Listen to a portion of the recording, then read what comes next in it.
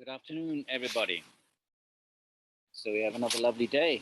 I don't think we'll be getting many more of these. It's very unseasonably warm, but it must be 60 degrees. So in almost the middle of November. So I'm taking advantage, sitting in my yard again, and I hope you all are enjoying the weather as well. So we move on now to our final sutra text. So we've looked at the Vedanta Sutra.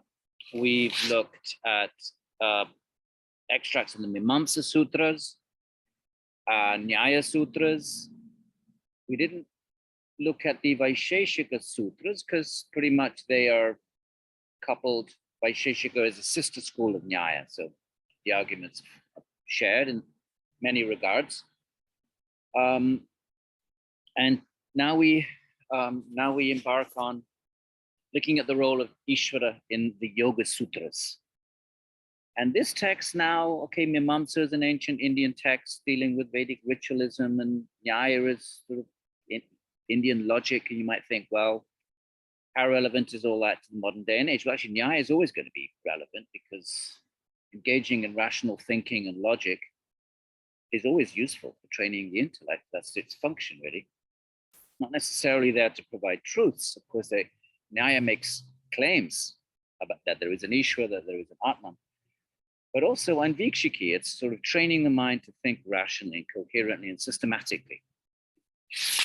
Yoga is part of our modern Western intellectual environment, because as we all know, yoga is spread all over the world.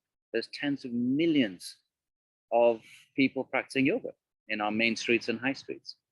And they have teacher training courses.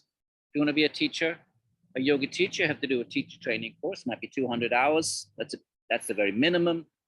And then there's, of course, it's 400 hours, 600 hours. And I think our very own T.A. Laura she may conduct teacher training courses. I'm not sure, I'll have to ask her, but she is a yoga teacher amongst her many other activities. So one of the things you have to do if you want to do a teacher training course, you have to do 20 hours out of 200 hours, 10% on philosophy. And that usually means the Yoga Sutras of Patanjali. So that means that this text has become appropriated by modernity and accommodated and, maybe commodified in some cases, but not in all cases. I myself teach many yoga philosophy workshops in yoga studios, and we read the text with the traditional pre-modern commentaries, nothing commodified about that. So this text is now part of modernity. It's part of our modern intellectual moment and cultural moment. Yoga has become part of the American cultural scene, right? I'm sure there's numerous different classes being offered just at Rutgers or down the street in New Brunswick, certainly here in Princeton, several studios. Okay, so yoga now is something that we do in the West, or Westerners do, in a fairly significant scale and ever growing. There's yoga in hospitals, yoga in prisons and schools. Big debate about whether yoga was religious. Should it be taught in schools? Is it sort of going against the separation of church and state? So these sorts of issues are natural, and they get ironed out in various ways. But all of which is to show how the sort of impact that yoga is making. If you actually get to the point where there's a debate, well, should we even be teaching it in schools? Well, that means it's making an impression. Okay, so we're reading the Yoga Sutras, which is the canonical text for yoga. And we're interested in, obviously, just the function of Īśvara in that tradition. Okay, this is an Īśvaravadin tradition, accepts Īśvara. And we're going to be looking at what is the role of Īśvara then in the yoga tradition. And so, as we know, the sutras emerged in the sort of late Upanishadic period to systematize the teachings of the Upanishads, and we did encounter yoga in the Katha Upanishad and the Shvetashvatara Upanishad. So, for example, the Katha says, let me just actually put this on hold and bring up the Katha and the Shveta. So the earliest references to yoga as a meditational praxis. Okay, so we've had different schools. Vedanta is all about interpreting the Upanishads, trying to systematize the teachings of the Upanishads. It's Vedanta, and focusing particularly on Brahman. How that from the Vedanta point of view, the primary teachings of the Upanishads is to inform us about Brahman and urge us to seek that Brahman, seek the Atman. So it's hermeneutical. Vedanta's hermeneutical means its primary knowledge source is the scripture, and it sets out to clarify and systematize and interpret the scripture. Vedanta. Nyaya accepts the scripture, but doesn't concern itself with scripture because Vedanta's doing that. So Nyaya then is about critical thinking, reason, anumana, how to construct a valid inference. And we saw Vachaspati working really hard, to argue that the world is a product, and then we infer that all products have to have producers. That's an inference. So those arguments, whereas Vedanta might be quoting the Upanishads in support of an Īśvara, Nyaya is using reason. Yoga then is the system which accepts both of those. You have to do your groundwork. You have to know there's an Atman, which you learn from the Upanishads, apply critical reasoning to it, Nyaya. And once you're convinced that there is an Atman, once you've done your homework, then yoga comes along and says, okay, we'll give you a method. Not that you just read about the Atman, learn about it theoretically from the scriptures, just theoretical knowledge, there is an Atman, nor are we going to prioritize using reason and argument to indicate that there is an Atman and an Īśvara. Īśvara is supreme Atman. Yoga comes along and says, we're going to give you a method, a meditational method by which you can experience it for yourself. Not just read about it, not just argue using reason and argument to convince yourself that there is an Atman. All of this applies for the supreme Atman as well, by the way, what I'm saying now. But we're focusing on the Atman for the time being, because yoga is primarily about experiencing the Atman. And Īśvara's role then is secondary to that. Īśvara is the one who can bestow that experience of the Atman in the Yoga Sutras. Okay, so we'll add Īśvara into the picture a little bit late. You'll see how it all fits together in a little while. But primarily the object of the Yoga Sutras is to give us a method as to how to experience this Atman, experience pure consciousness. Okay, now what I want to do before we start reading the Yoga Sutras is connect to the Upanishads, because remember the sutras, each of them set out to systematize and elaborate upon and expand upon some particular aspect of the Upanishads.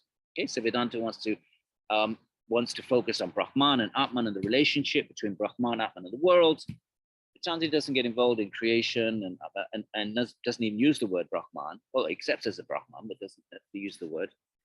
But practice. Is there a method that one can actually experience, not just believe in, not just sort of intellectually accept the existence of, but actually experience an Atman? Okay, so this method is called yoga, and I want to. So let's read two passages. One from the Kata, because we read them anyway at the beginning of the semester. One from Shvetashvatara. We're going to just reinforce our samskaras, reinforce a samskara member's memory, imprint.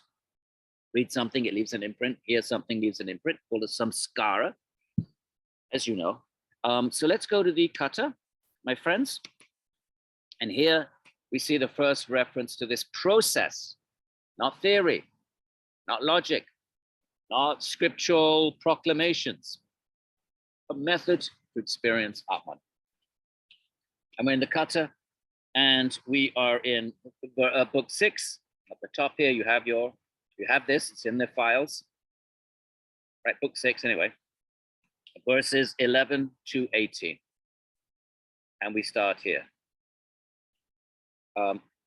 When the 5 perceptions are stilled, 5 senses are closed down, eye, nose, ear, taste, touch, together with the mind. Mind has to be stilled completely. This is meditation. In the yoga tradition, it's not contemplation, it's not mindfulness. Those are other types of mental activities that are, that are in other traditions that are promoted as useful or necessary for the spiritual path, but not yoga. Yoga completely still the mind.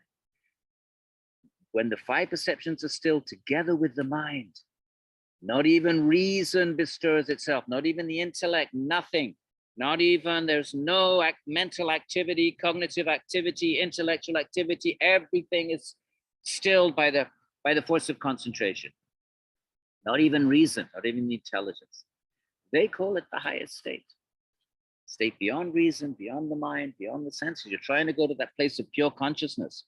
Not consciousness of something, not consciousness of the world, right? Which is you're conscious of the world through the senses, and then you're conscious of the mind. Consciousness focus, it pours into the mind, it becomes conscious of thoughts and emotions and feelings, or into the intellect and becomes aware of concepts and intellectual proposals. None of that. Just consciousness, conscious of itself. Conscious of consciousness. That's yoga. They call it the highest state. They, the yogis, right? So you have to close the senses to get that. You have to still the mind. You have to shut down the intellect. When senses are firmly reined in, that is yoga, so people think. Notice there's reference to these, the yogis have been around way into the Upanishadic age. It's primordial. From distraction, a man is then free. There's no mental distraction, worldly distraction, sensual distractions, no distractions for consciousness at all. So what's consciousness? Remember, consciousness is eternal. So if it has no objects, then it can only be conscious of its own nature as pure consciousness. That's the goal of yoga. That's the Atman. That's all of this talk about experiencing the Atman. That is the grand finale. To experience the Atman is consciousness. So what's that experience? What's that conscious experience? And if the Atman is consciousness, so what's consciousness conscious of when it removes all objects, sensual, mental, intellectual, emotional, it can only be conscious of consciousness itself. From distraction, a man is then free. For yoga is the coming into being of pure consciousness in its own nature, as well as the ceasing to be. You cease to be conscious of the world, cease to be conscious of mind states, cease to be conscious of anything other than pure consciousness. This is the goal of yoga. All right? Not by speaking, and then he goes on to the usual Upanishadic. Not by speech, not by mind, not by sight can he be grasped. You can't grasp consciousness. You can talk about it, but you can't grasp it with words, nor the mind. No, you can't see it with sight, not even the mind. You can know of it through logic, through Nyaya, through Vedanta, but you can't experience it. So how else can he be perceived other than by saying he is? It just exists. It is. In just two ways can he be perceived: by saying that he is, asti, brahmasmi, tattvamasi. Oh, these are Upanishadic statements. You are that, you are Brahman. By affirming he's the real, he's the Sat, you can affirm it, but that doesn't mean you experience it. But to one who perceives him as he is, perception, as experience, it becomes clear that he is real. Until one experiences the Atman or Īśvara for that matter, then it's just theory. It's just debate. You debate with the Buddhists and Mimamsas, just theoretical. It's basically just mind chatter. Now, how do we get to that place? First of all, we have to give up all desires. When they're all banished, those desires lurking in the heart. The desires then agitate the mind and trap consciousness. If the mind is agitated, just like, it's going to attract consciousness. Consciousness has to be involuted, withdrawn from the mind in order to experience its own nature, deepest level of the self, the Atman itself. But then the mind has to be still. So it can't be agitated by desires. When they're banished, then a mortal becomes immortal and attains Brahman in this world, attains the nature of pure consciousness. When the knots are all cut, the knots of desires that bind one's heart here on earth, then one becomes immortal. Then one experiences the Atman, and the Atman is immortal. So once the Atman experiences itself, no more rebirth. A person the size of a thumb in the body, the Atman, always resides within the hearts of men. This is just rhetorical, the size of a thumb, but the Atman's in the heart, where it pours out and animates the body with consciousness. One should draw him out of the body with determination. One should separate the consciousness from its association with the body, from its absorption in the body. Draw it out. Like a reed from a grass sheath. One should know him as immortal and bright, luminous, pure consciousness. One should know him as immortal and bright. Then remember Nachiketas when he went to the house of death and he gave him 3 wishes. So this is the end of that teaching. He received this body of knowledge and the entire set of yogic rules. Okay, we're going to be looking at Patanjali, who gives us the yogic rules. But here we see the earliest reference to those rules taught by death. And he followed them, he attained Brahman, which means what? He became immortal, he realized the Atman. Atman is, experienced the Atman, and the Atman is free from aging and death. So will others who know this teaching about the self. You and I, my friends, the Upanishads say, we too can know that Atman. Okay, so that's the early reference to yoga. That's method. And we'll go to the Shvetashvatara, and way up we will see another reference. This Upanishad, when he keeps his body straight. Now a little bit more information. Now, if you go to a yoga studio today, what does yoga become in the West? It's become basically physical postures. And in Patanjali, those postures are only 3 sutras out of 198. They're 1% of the text. It's concerned with postures. Of course, here in the West, we take in the postures and throw it away, everything else. That 1% becomes 100%. That we've commodified it. But the whole point of those postures is that so that you can train your body to sit straight and not fidget. Because when you meditate, when you want to fix the mind, first the mind's in the body, you have to do something with the body. So you train the body so it can sit still, with no fidgeting, wide awake. So you elongate the backbone, right? Because if you're slouching, you fall asleep. Open the chest. So a lot of those postures that you do in yoga studios actually do concentrate on elongating the backbone, opening the chest. So here we see a reference to that. When he keeps his body straight. It's not exercise for the sake of keeping the body healthy, but it's these postures are there to allow the body to be straight so that the mind will not be distracted by the body, and thus the mind can try to concentrate and still itself. With the 3 sections erect, okay, whatever that will be, the neck, the chest, the backbone, and draws the senses together with the mind into his heart. Close the senses, bring consciousness within. So it's not pouring out, seeing things, hearing things, smelling things, which is what we normally do. And that's the practice. A wise man shall cross all the frightful rivers with the boat consisting of that formulation, which is Om. Now pay attention to that. The formulation of Brahman is Om. And we will see the Om in Patanjali. And cross the frightful rivers, the frightful rivers that samsara is full of dangerous rivers that need to be crossed, full of dangers at every step, COVID being one of them right now. And so that was what we now call asana. The 3rd limb of yoga in Patanjali is asana, the poses. You train your body so it can sit straight. Why do you want to sit straight? That's the best position in which to meditate. The mind won't be distracted if it's straight and erect. And the 4th limb of yoga is controlling the breath, slowing it down, making the breath because when the breath slows down, the mind kind of settles and slows down with it. So here we see a reference to early, and that's called pranayama, controlling the movement of the breath, compressing his breaths in here and curbing his movements.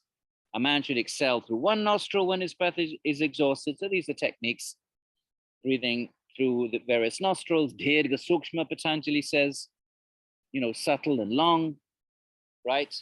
Gati Vichedaha, control the movement of the breath, the incoming breath, the outgoing breath, and the retention of breath.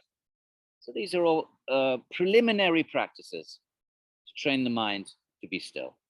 So a wise man should keep his mind vigilantly under control. It takes willpower. Patanjali says yatna. If you want to control the mind, it's yatna, effort, willpower, vigilantly.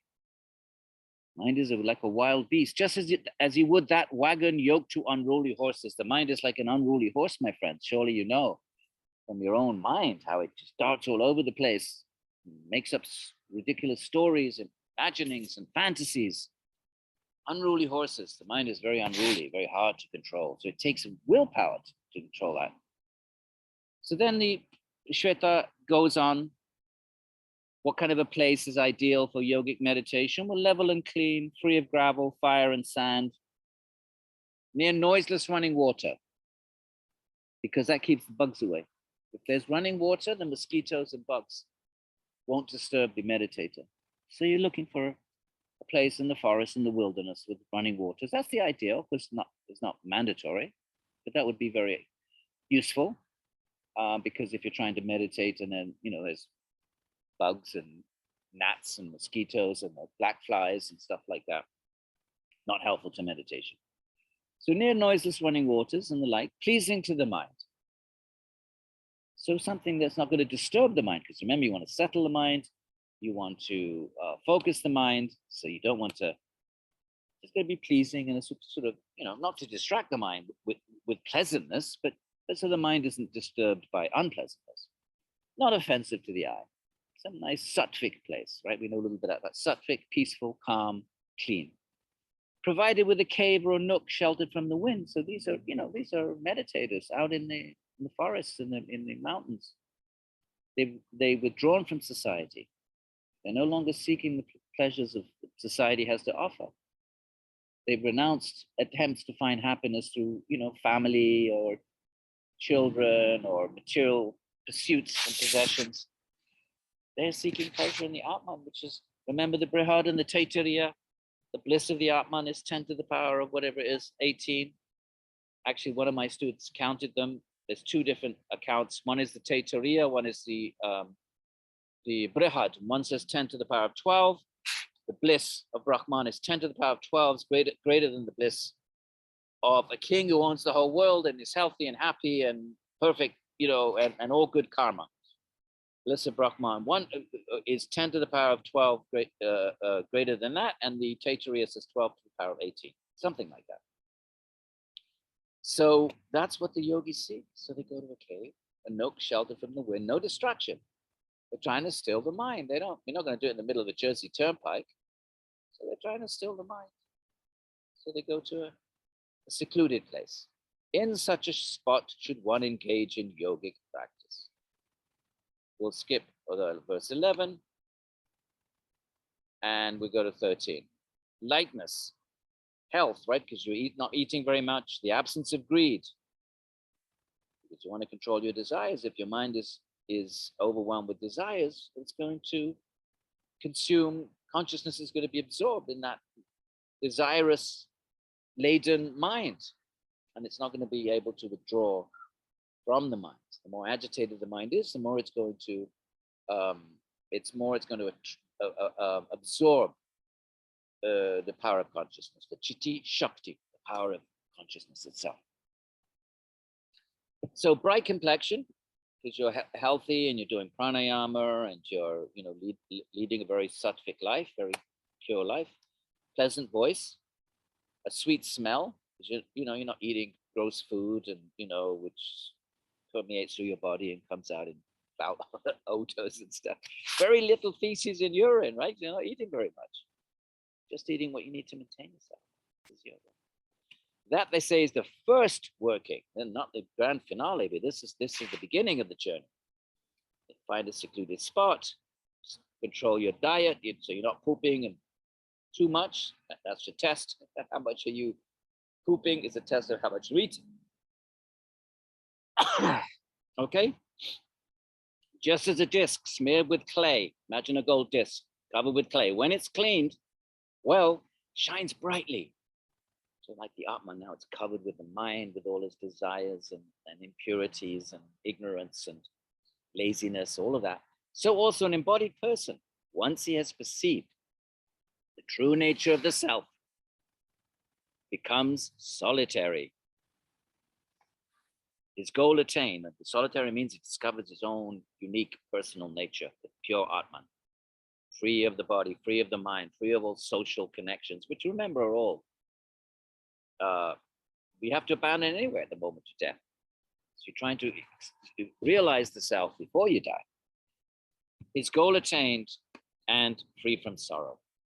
When? By means of the true nature of the self. What is the true nature of the self? Pure consciousness.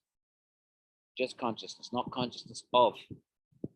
not consciousness of a sense object, sight, sound, taste, touch, not consciousness of the mental world, emotions, feelings, thoughts, memories, not consciousness of the intellect, concepts.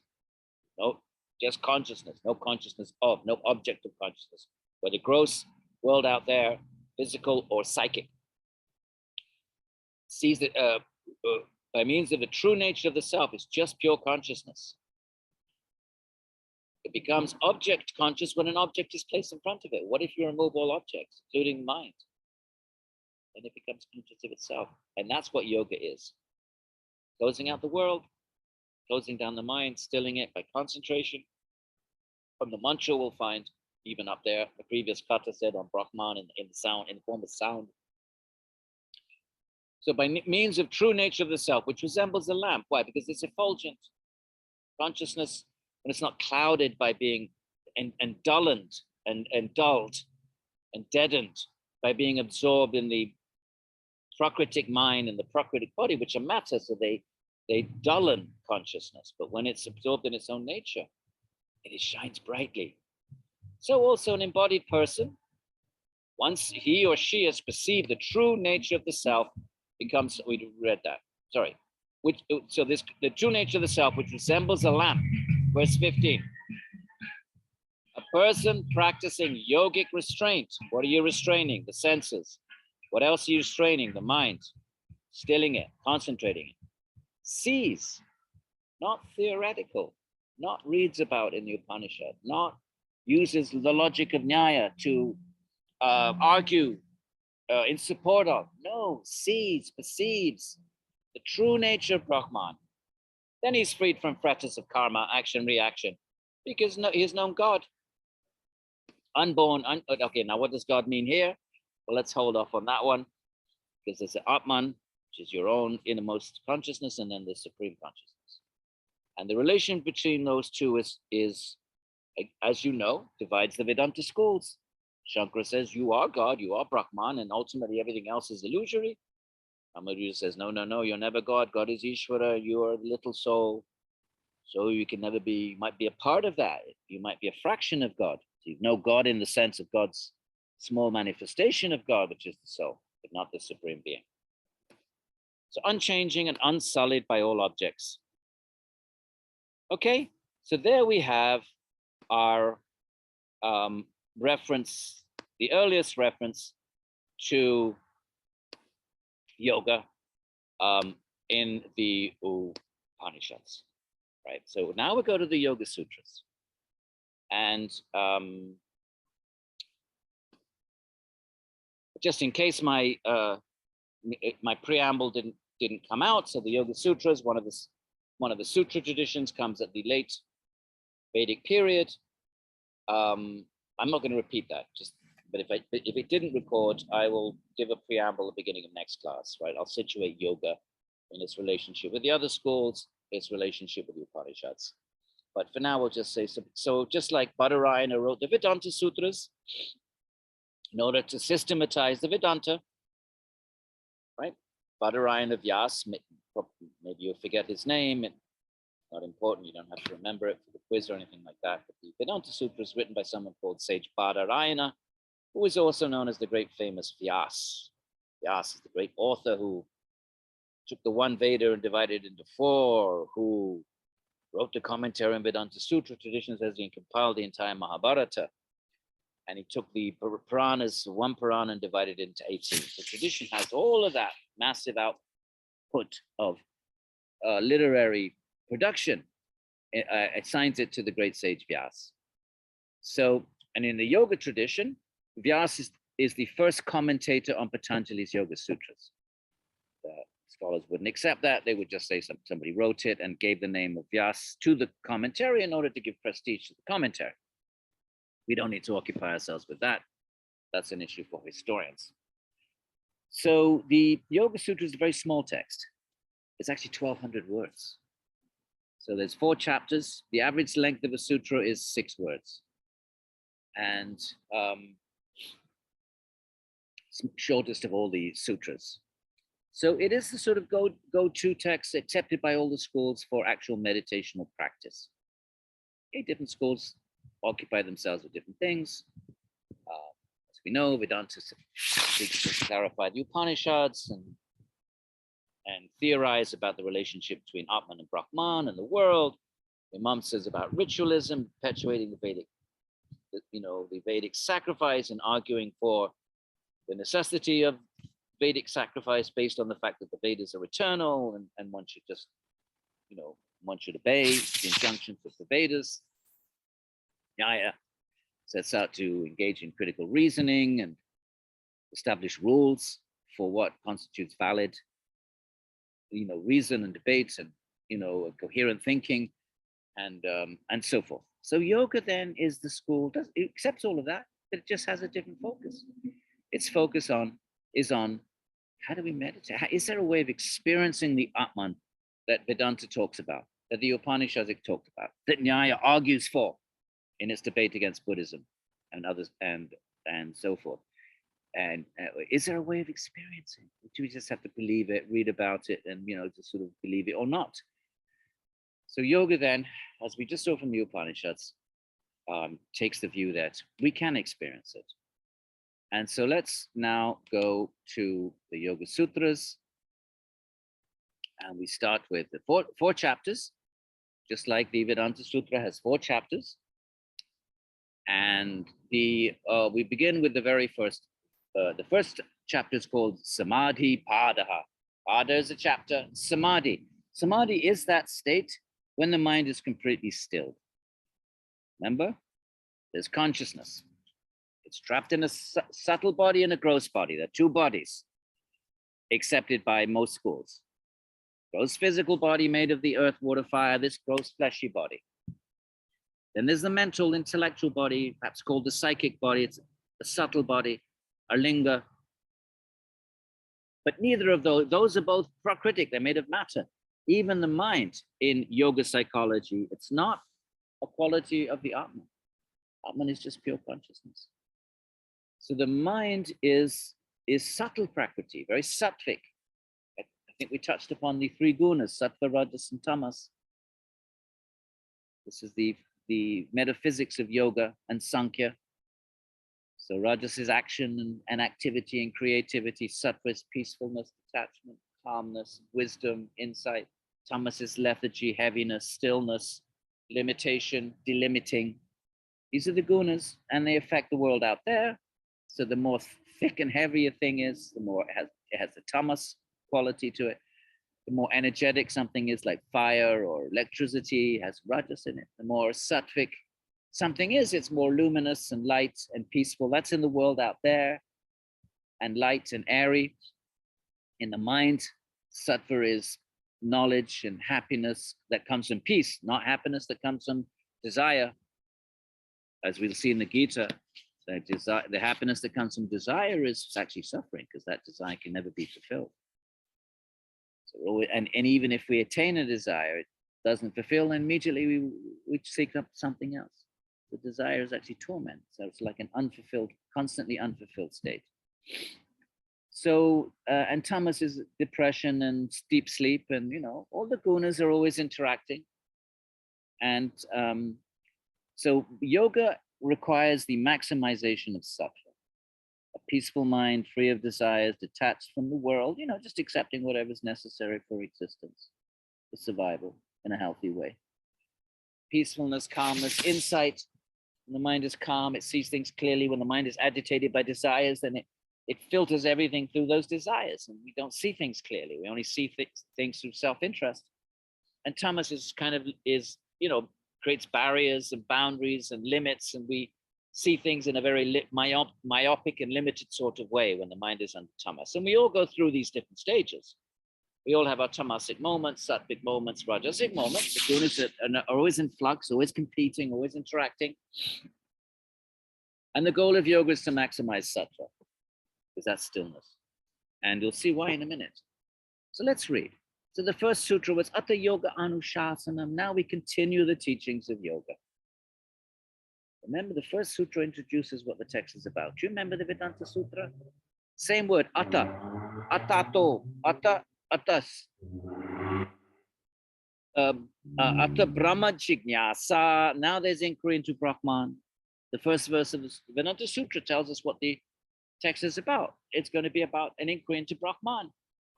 So the first, in the same way, all of the sutras in the first verse, most of them, announce the subject matter. Mimamsa Sutra, first sutra is Ata Dharma Jignasa. Now we're going to inquire into Dharma. What is duty?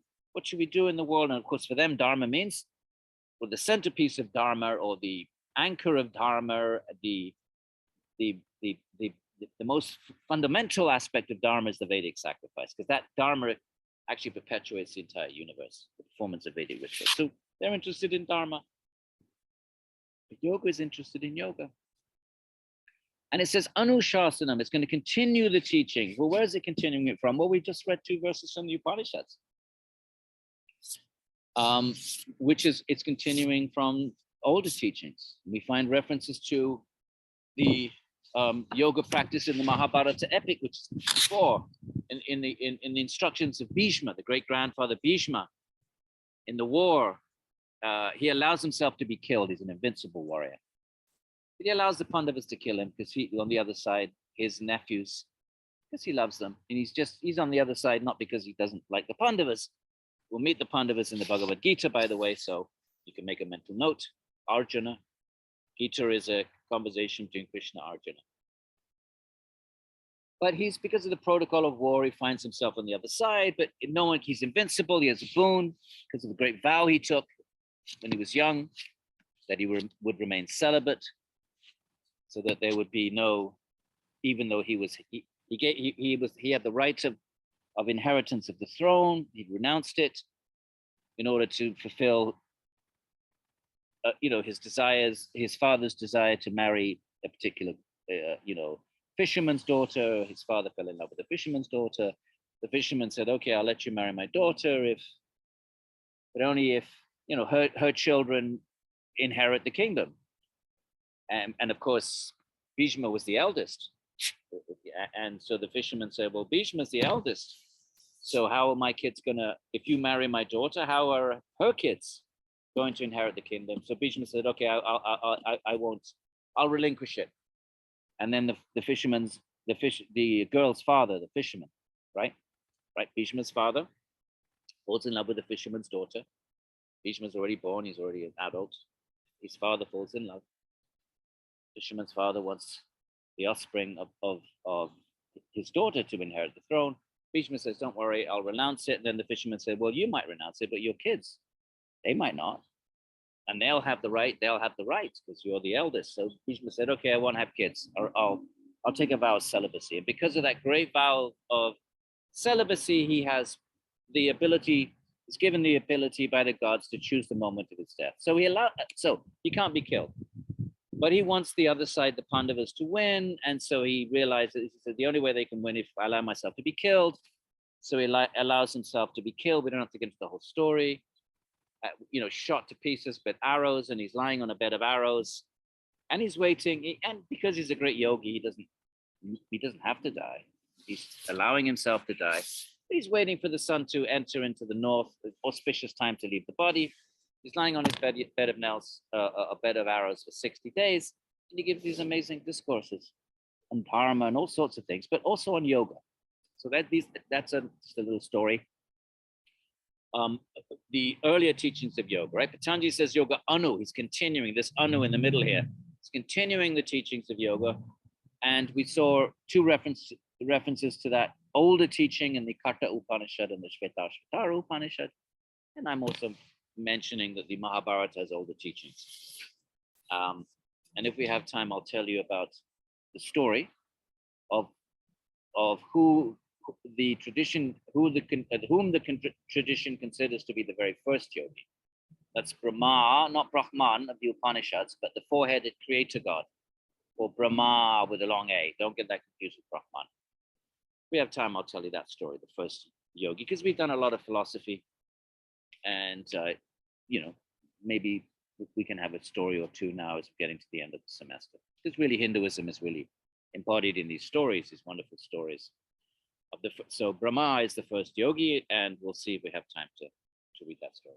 So Patanjali says, now I'm going to continue those ancient teachings from the Mahabharata, from the Upanishads. And then he gives a definition of yoga, right? Compare this to what's being taught in the yoga studios on the high street, my friends. Yogas chitta vritti nirodha. This is a typo. Should be an H with a dot under it. Doesn't matter.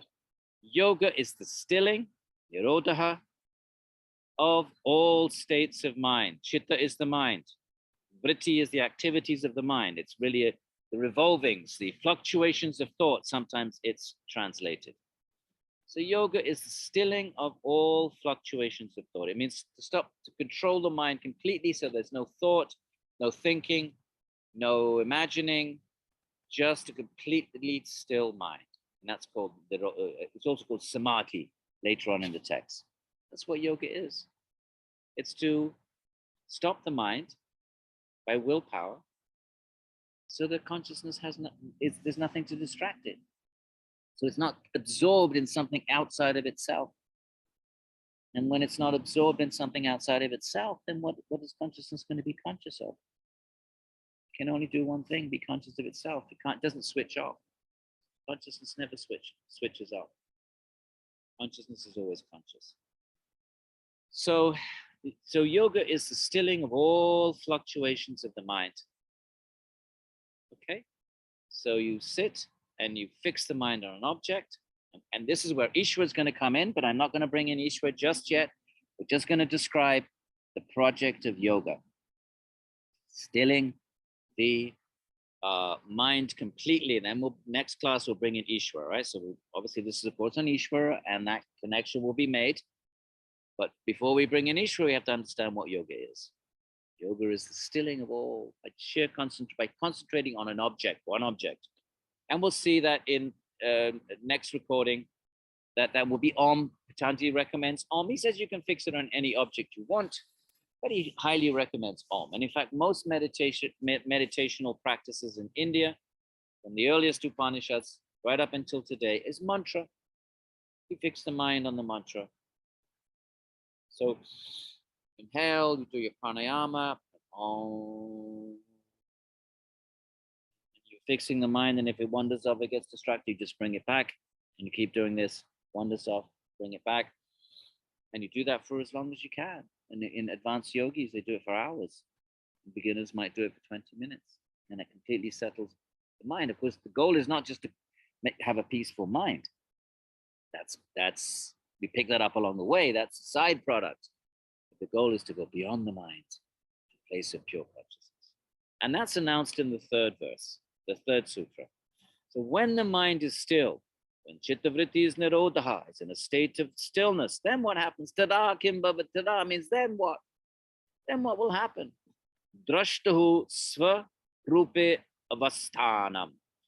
Literally, then there is the situatedness of the seer in its own nature. Now, I know we don't use the word situatedness in English, but if we wanted to translate avasthanam, literally, we'd have to say something like that.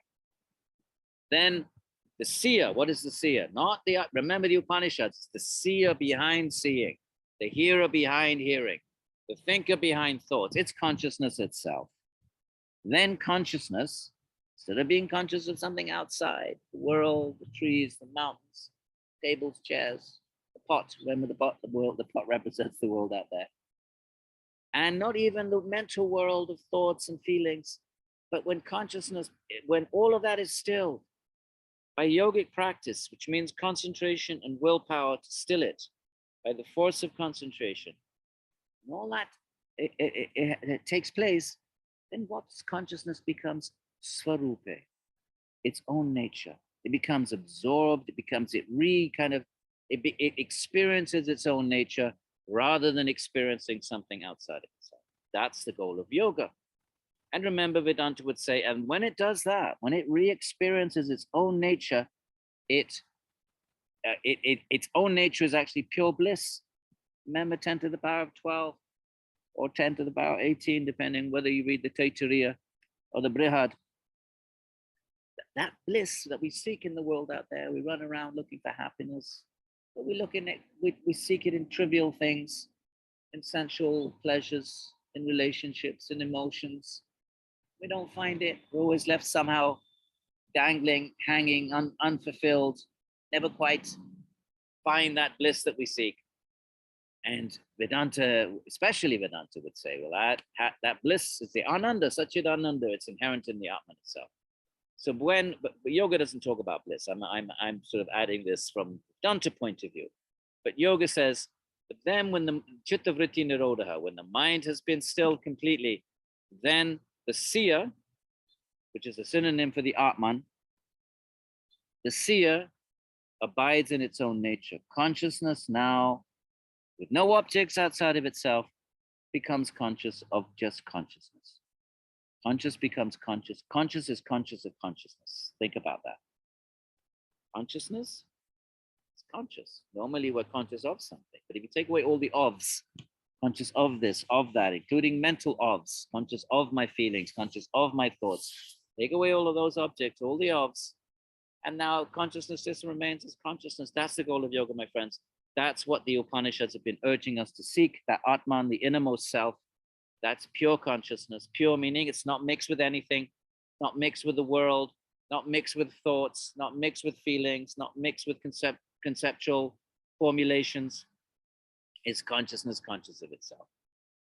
So that's the goal of yoga. And Īśvara is going to be instrumental to that, as we will see next class. But for now, we need to establish what yoga is. I think it's also useful for us to know, because yoga is now here in America, all over the West. Yoga is part of our modern cultural landscape. Tens of millions of people following yoga. Now, they're not doing this kind of yoga. They think they're doing yoga, but actually all they're doing are the poses, which is only, like I said, 1% of the actual text. 12 words out of 1,200. Literally, not being rhetorical, literally 1%. Almost exactly, if you count the words. So yoga then is the stilling of the mind. Then the seer can abide in its own nature. And if it's not doing that, if consciousness is not absorbed in its own nature, then it's absorbed in external things. Verse 4. Vritti sarupya mitaratra. Otherwise, it's absorbed in the vrittis. You've got to know this term, vritti. Vritti is the fluctuation of thought, the activity of thinking. It revolves. Actually, vritti means revolves. If you think about a thought, it comes from memory, comes out of the subconscious, arises in the mind, and then it goes back into the mind. Because we can bring it back later. We can later on we can say, what was I thinking of before? Oh yes, I remember. We can reactivate that thought. So it's kind of like a circle. It's called vritti, and the word for the mind is chitta. Yoga's chitta vritti nirodha. Yoga is the stilling of the changing states of mind. Remember that, my friends. It's almost always going to be in your quizzes. What is the definition of yoga? It is the nirodha, the stilling. Nirodha means to stilling of the chitta vritti. The vrittis are the changing states. In my translation here, changing states, that's the vritti. The changing, it literally means revolving, but if it revolves, it's obviously changing of the mind. And if it's not in that state of nirodha, the mind isn't still, it's absorbed in the vrittis, and the vrittis are activated, our thinking is activated, we're trapped in the world of thought, we walk around thinking, dreaming, imagining, desiring, feeling, and we walk around all day, thinking we are the mind. We think we are the mind because of illusion, because of ignorance. We think we are the mind. We're actually, Vedanta yoga, so you're not the mind. Mind is an instrument like the body. We're not the body. We know that from the Upanishads. We're not the mind. All those Upanishadic verses, the hearer behind hearing, thinker behind thinking. Okay, so this is the yogic project, process of yoga, and something everybody can do. It doesn't have to be religious. It can be a purely psychological process. Religion will come into it next class when we introduce Īśvara. But these 4 verses itself, Patanjali himself says, you can fix your mind on anything. It doesn't have to be when you fix the mind, it can be on a perfectly secular thing like your breath, any object. Because if the mind is to be stilled, it has to be focused on one thing. right? Normally where our minds are, senses are looking at things, hearing things, and the mind in pulling the mind all over the place. And even if the senses are not active in that way, then the mind itself is churning away, bringing up memories, putting together narratives of imagining things. And um, so so yoga then is to still all that. And to still it, you have to fix it on an object, right? For something to be still, it has to be supported by something. Like if there's, I don't know, this is going to be still, it has to rest on my hand. So something has to be supported by something more solid than itself. And the mind is no different.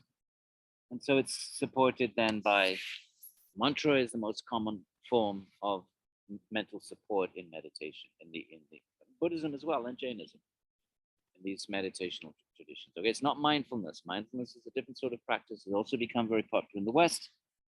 This isn't that type of meditation. This is kind of a concentrating the mind on one object, usually a mantra. Okay, so Patanjali again, he starts off, introduces what is going to continue these teachings of yoga from ancient times. Had a look at a couple of passages. And what is this yoga? He defines it. Just remember the Vedanta defined Brahman. Do you remember it? What was it? Janmadhyasya yataha. That from which creation and maintenance and dissolution of the universe evolve. That from which emanates the creation or supports the creation, maintenance, and dissolution of the universe. It gives a definition. So this is standard sutra protocol. You announce what you're going to do. Vedanta is going to inquire into Brahman. Yoga is going to continue the teachings of yoga. And then the second sutra, you define what that thing is. Brahman is defined as that from which creation comes, and yoga is defined as the stilling of the activities of the mind, the revolvings, the fluctuations, whatever you want to do. Vritti can mean activities, fluctuations, the ever changing dance of the mind. And then what happens if you do that? If you're successful in completely stilling the mind, so this is method. It's not interpretation of the Upanishads. It's not logic and reason. It's a practical method. Everybody, if you're illiterate, if you don't read Sanskrit, if you're not interested in the Upanishads, if maybe you've done your study of logic, and you've come to a place where you believe there is this possibility of experiencing pure consciousness, then yoga says, okay, here's the method. You still the mind completely. And then the siya can abide in its own nature. Otherwise, it's absorbed in the vrittis.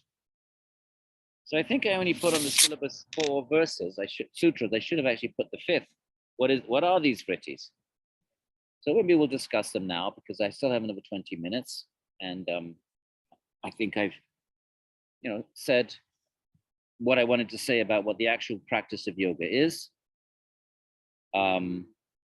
Again, in case my preamble didn't, got erased when I hit the stop button, I hit the wrong stop button. I wanted to stop the recording to pull up my Upanishads, and I think I may have stopped the recording. I wanted to pause the recording. I think I hit the stop button instead of the pause button. I don't know. I won't know till the lecture's over, and then I'll play it. So I don't know if that preamble is there. But I mentioned, and I'll repeat it again, that the poses that we find in yoga studios that have come to define yoga in the West, it's only 1% of this text here. And the only purpose of them is to train the body to sit straight. So yoga is to still all fluctuations of thought. What are these fluctuations? Patanjali says there's 5 kinds, and they're either beneficial to yoga or detrimental to yoga. So if you think, oh, I wish to seek myself, I'm going to study these sacred texts, these are good vrittis. At the end, you have to still them all. But in order to get to that place of complete stillness, certain vrittis are helpful to get you there, such as the vritti to desire, the desire, which is a good desire, not a material desire. It's not a desire for sensual things or emotional things. The desire for the Atman is considered aklishta, non-detrimental. It's supportive. It's necessary for the pursuit of the Atman. If you're going to pursue the Atman, we're going to seek the Atman, you have to have a desire to do that. That kind of desire is not the same as a desire for a sense object. It's a desire for the Atman.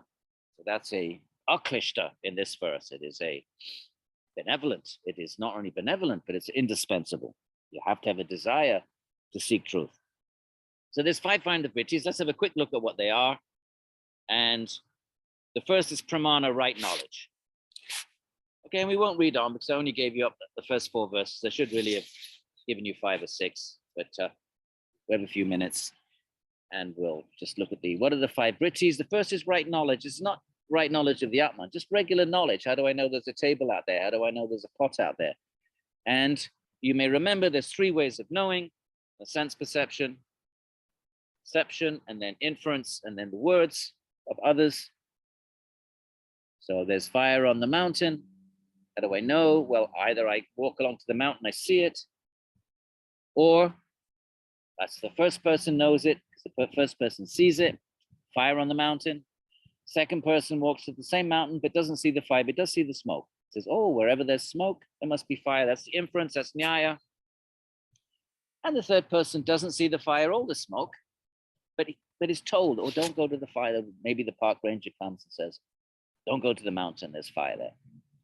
So there's 3 people, they all know that there's fire on the mountain, but their knowledge is attained in 3 different ways. This is called epistemology. The 3 different epistemes, 3 different ways that that knowledge manifests in the mind. And so that's pramana. And there are lower forms of pramana, right? So there are just mundane.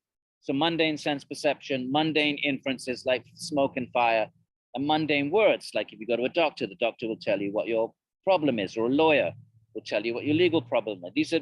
These are words pertaining to mundane things. But all of these 3 pramanas have higher spiritual expressions. So the highest perception is the perception of the Atman. That's where Patanjali, that's what Patanjali is offering us, a method to perceive not the lower level, not the sensory perception, but perception of Atman itself. And likewise, there's higher logic which argues that there is an Īśvara, that there is an Atman, like Nyaya does, like Vachaspati did. That's higher logic, as opposed to mundane logic that smoke is a sign of fire. And there's higher words, the Vedanta, the Upanishads, these are words about Atman and Brahman. They're higher in the sense they deal with a higher reality, the Atman, as opposed to the words of a doctor or a chartered accountant or a lawyer, which deal with mundane affairs. So these 3 forms of knowledge have their kind of mundane expressions, and they have these higher Atman-related expressions. So that's the first of the 5 vrittis. And the second is error, viparyaya. Same 3, you can have sense perception error. You can misperceive something. You can make a bad inference, and you can receive bad words. So you can receive it, you can be in a state of incorrect knowledge in the same ways, the same 3 ways as you can receive correct knowledge. You can receive incorrect knowledge. And the mind can be in this state of error. And then there's vikalpa, kind of imaginations. The mind can be in a state, actually it's metaphoric thinking. And we don't have to worry about vikalpa. Well, okay, we started now. Vikalpa means metaphoric thinking. When we say something like, time flies, is that right knowledge or wrong knowledge? Technically, right knowledge is right knowledge of a real thing that exists out there. There's fire. And wrong knowledge is wrong misinterpretation of a real thing out there. So you see the fire, but you think it's a red flag. Both of them are based on an object out there. The right knowledge is perceiving the fire correctly. Wrong knowledge is seeing the same red thing, but thinking it's a red flag. So 2 people go home. One thinks there's a fire on the mountain. It's correct knowledge because there is. There's a real fire. And the other one is a bit further away or not wearing his glasses that day. He thinks it's a red flag fluttering in the wind. But the point is, they're different because one is right, one is wrong, but they're both based on an object out there. It's just that one person's perceiving the object correctly, the other incorrectly. But if you say time flies, there's no object out there flapping around on wings called time. Yet it's not wrong. It's not wrong in the same way as thinking that the red flag thinking the fire is a red flag. That's completely wrong. So what do you do with something like time flies? And actually, our language is full of metaphoric speech. So Patanjali, being a systematic thinker, says, look, something like metaphoric language doesn't really fit in the first two. It's not really right. It's not right knowledge in the physical sense that seeing a fire and knowing the fire on the mountain is right knowledge. But it's not wrong, completely wrong, in the same way as looking at a fire but thinking it's a flag is completely wrong. It is correct to say time flies, it's not wrong, but it's not correct in the sense that it's a physical object. So he puts it as a separate vritti, the third vritti of metaphoric thinking. And then we have nidra, deep sleep, when the mind is completely in a state of tamas. Consciousness, and by the way, never goes to sleep. Always conscious, can never be turned off, can never be affected, can't be turned down or turned up. It's just like illumination. It's pure. It's pure consciousness. Just like luminosity is just the nature of the sun or a lamp. So consciousness is the nature of the Atman. And finally, smriti, memory. Memory is all of our imprints of everything we've ever seen, or heard or touched. Or, not just this life, but infinite lives. It's all recorded in the memory. A lot of it gets pushed down to the subconscious, of course. Past lives, we don't remember that. According to yoga, we don't remember that vividly, but those memories are there. Sometimes those memories surface in the form of déjà vu, in the form of phobias, irrational fears, or, maybe irrational in this life. There's no explanation, but maybe there was an explanation in the past life. So this is all memory. And of course, memory is, just regular memory that, what did I eat this morning for breakfast? And then I pull up, right? When I was eating breakfast, it was all recorded. There's a sense, the sense of taste, the sense of sight, all of that records that operation of eating my breakfast, recorded on the mind, from where it can then be later on reactivated psychically in the form of a memory. So these are the 5 vrittis. And yoga, we have to still them all of these, whether it's right knowledge, wrong knowledge, metaphoric thinking, deep sleep, memory. What is yoga? Chitta. So these are the vrittis, the 5 vrittis of the chitta. The chitta is the mind. Think of the ocean and the waves. Chitta is like the ocean, but when we look at the ocean, we only see the waves. We don't really see the ocean. We only see the ocean through its waves. So the chitta is like the storehouse, and then it pushes up these vrittis, these thoughts, these never-ending churning of mental activities, of thinking, of feeling, and so forth. What is yoga? Chitta vritti nirodha, stilling it all of it. And what happens tada then? Right? The consciousness normally all caught up in the vrittis all the time. When we're awake, where mind is constantly active, my friends, always. And in dream sleep, it's also active, except in dream sleep, we don't have so much control over which samskaras. When we're awake, we can control what samskaras arise in the mind, what imprints arise in the mind. We can choose what memories we wish to contemplate and we wish to engage. Dream, it's the same process of samskaras being activated, but less control. It's less sattva, there's more tamas. And so the dream samskaras are surreal and bizarre because they're just churned up by the. And then deep sleep, of course, there is no, it's non-REM sleep, right? Is it REM or non-REM? I always get it muddled up. Rapid eye movement, that would be dream sleep, I think. Yeah, so non-REM sleep is deep sleep. Correct me if I'm wrong. And that is when tamas is maximized. So all of these are it's all going on in the chitta. And consciousness is absorbed in it. Whether it's waking, remember the Upanishad, the waking state, the dream state, the deep sleep state, then there's a 4th state, the Chaturtha. Do you remember the Mandukya Upanishad? I think we read it. Perhaps we didn't. Probably we didn't, because it doesn't have Īśvara. But anyway, there's a Mandukya Upanishad. And 4 states of consciousness. Consciousness can be conscious in the waking state. Conscious can be conscious of the dream state. Conscious can be conscious of the deep sleep. Consciousness doesn't go to deep sleep, only the mind does. Consciousness is just absorbed in the mind, which is in tamas, so it doesn't remember anything. Consciousness does not go to sleep, only the mind. And the 4th, what's the 4th?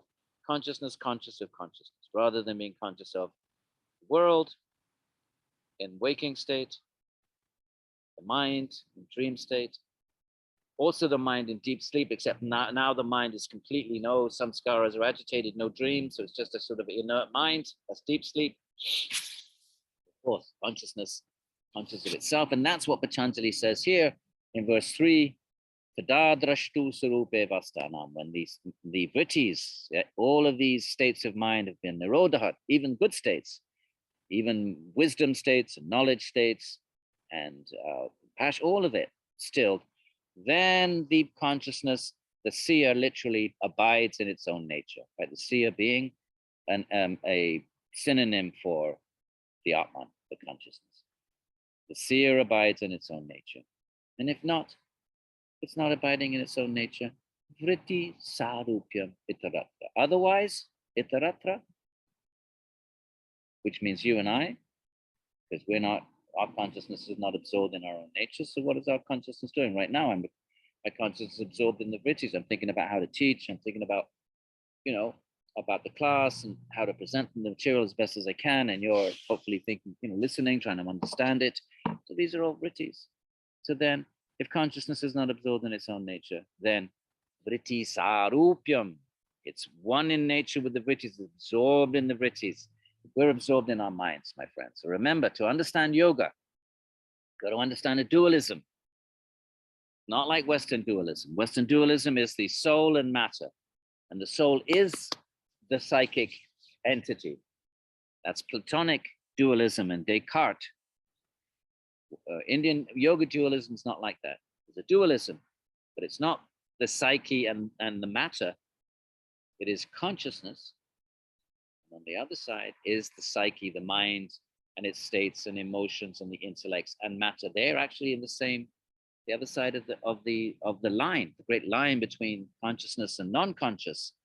The mind itself is not conscious. It's only seems conscious when it's activated by consciousness. It seems to be conscious, right? Just imagine I have a lamp and I put a lampshade in front of it. Let's say it's a red lampshade. So the lampshade is not luminous. But when I put it over the light shines through the lampshade. The red lampshade seems to be luminous, but the luminosity is not coming from the lampshade itself.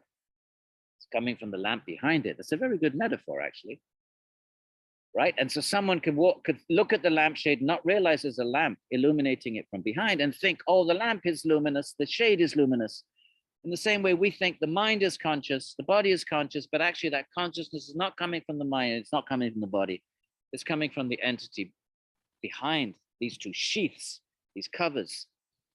And that entity is the Atman, pure consciousness.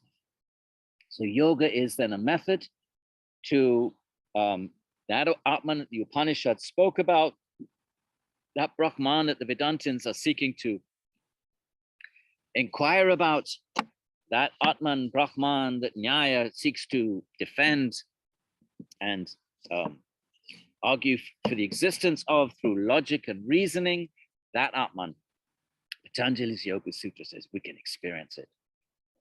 We don't need to read about it. Nothing wrong with reading about it. Nothing wrong with using logic. But ultimately, unless we experience it, we'll always be doubt. We'll never really know for sure that it exists. And then until we experience it. So Patanjali says, okay, we'll give you a method. You can experience it. And here's the method. What is the method? What is yoga? Chitta Vritti Nirodha. Stilling of all activities, all the vrittis, right? Remember the vrittis. We looked at verse 5. Right knowledge, wrong knowledge, metaphoric thinking, deep sleep, memory. These are all vrittis, 5 different kinds of vrittis. All activities of the mind we can accommodate under one of these. Fantasy is kind of memory. When we fantasize, we just put memories together in some imagined way. So all of these vrittis, which is what we think of as our normal existence, because we're caught up in this world of vrittis, absorbed in it, think this is me. My thoughts are me. Yoga says, no, it's not you. These are just these are fluctuations in the psychic body. It's a sheath covering of consciousness. Yoga wants to get us beyond those coverings, beyond the body that we're identified with and absorbed in, beyond the mind, and drashtu sarupe, to attain the real nature, experience the Atman, that pure conscious entity, is who we really are. We are really that thing. Remember, Tat-Tvamasi, we are that. We are that Brahman. We are that pure consciousness.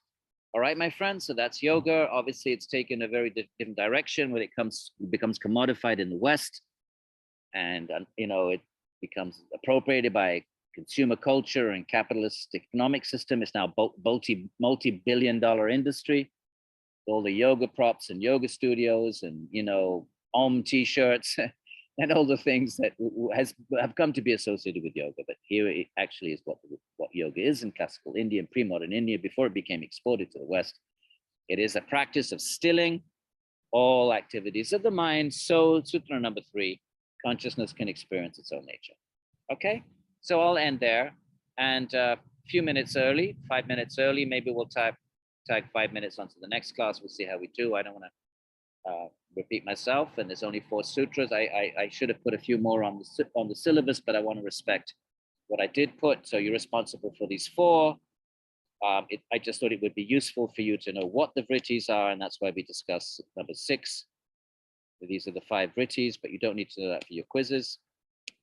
You need to know what yoga is, and you should probably memorize this. Yoga is Chitta Vritti Nirodha, right? Memorize this, and we'll see about putting it on the quiz. All right, so memorize the Sanskrit. 4 words: Yoga Chitta Vritti Nirodha. Yoga is the stilling of the fluctuations of thought. I mean, all yoga teachers know this. This is not Sanskrit anymore. Anyone doing a teacher training course now, and there's tens of thousands of people doing that in the West. What to speak of millions of people actually taking classes? I'm talking just the teachers. There's tens of thousands, and they all know this. This is now part of our Western vocabulary, like words like karma and moksha, liberation, karma. These words are now, just like English has pervaded the Indian languages. Indian languages are full of English words like train station and the restaurants and stuff like that. If you listen to people speak English, there's a lot of English in there. And so likewise, Sanskrit terms are making their way, yoga terms are making their way into our vocabulary, and karma we've all heard of, and samsara most of us have heard of. So this is now becoming, this is now well known, at least in yoga studios, that yoga is Chitta Vritti Nirodha. Okay, friends, I'll stop there, and wish you all a good evening, and enjoy whatever good weather is left before more seasonal temperatures, which will inevitably arise. So we're 10 degrees warmer than we should be at this time of year. Make the most of it, and have a very good evening. And we're reaching the end of our course now. One more session on the Yoga Sutras and the Bhagavad Gita, which is another canonical text. That's now everywhere. That's in every, and Barnes and Nobles. You go to any good bookstore, there will be versions of the Bhagavad Gita. So that Bhagavad Gita too is now part of our Western cultural landscape. It is a book that is read by spiritual seekers, not just people that are intellectual citizens of the world. So it is not like Nyaya. Okay, fair enough. Nyaya, Mimamsa, that's ancient Indian stuff. Thought. But we can't say that about the Yoga Sutras, and we can't say that about the Bhagavad Gita. So we're going to have the rest of the course will be about these texts that, as I say, millions of Westerners are reading, and our focus is always going to be on Īśvara. But I think you'll enjoy it. It's going to be easier for you than maybe some of the arguments that we've had to engage, because this is a philosophy course and it is on Īśvara. But I think the rest of the course will be more user friendly, I hope, for you, and I hope enjoyable as well. Namaskar.